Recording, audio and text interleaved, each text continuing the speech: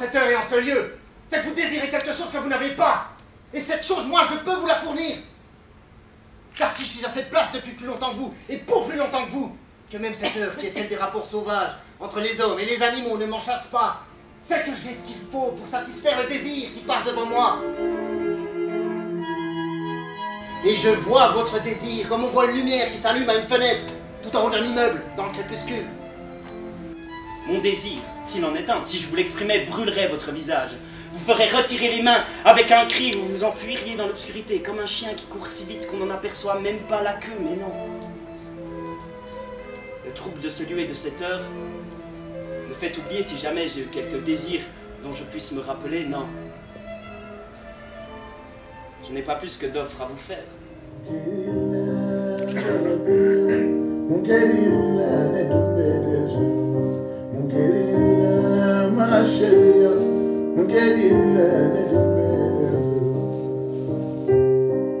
Il va bien falloir que vous fassiez un écart pour que je n'en ai pas à faire, que vous déménagiez de l'axe que je suivais, que vous vous annuiez.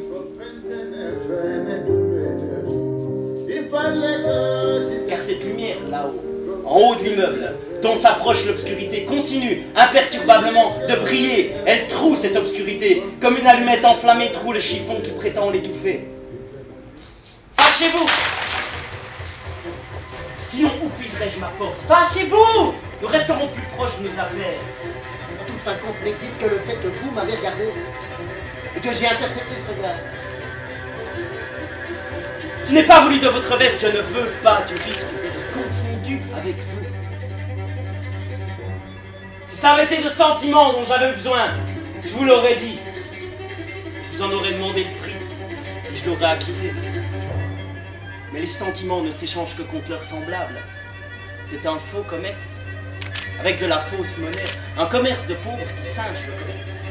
Vous n'avez rien à proposer. C'est pourquoi vous jetez vos sentiments sur le comptoir, comme les mauvais commerces font de la ristourne sur la pacotille. Et après, il n'est plus possible de se plaindre du produit. Moi, je n'ai pas de sentiments à vous donner en retour.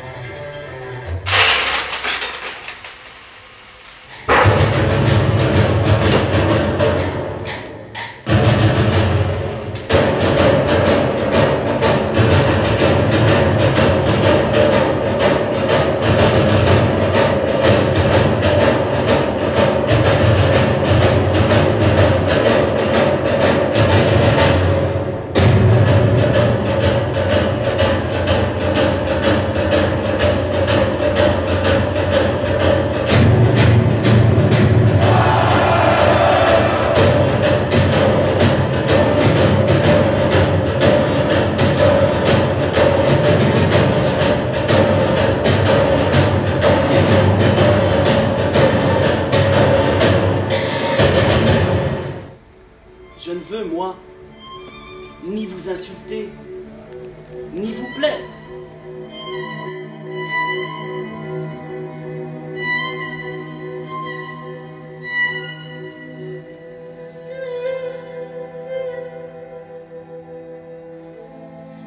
L'enfant qui descend en cachette à la cave, l'attirance.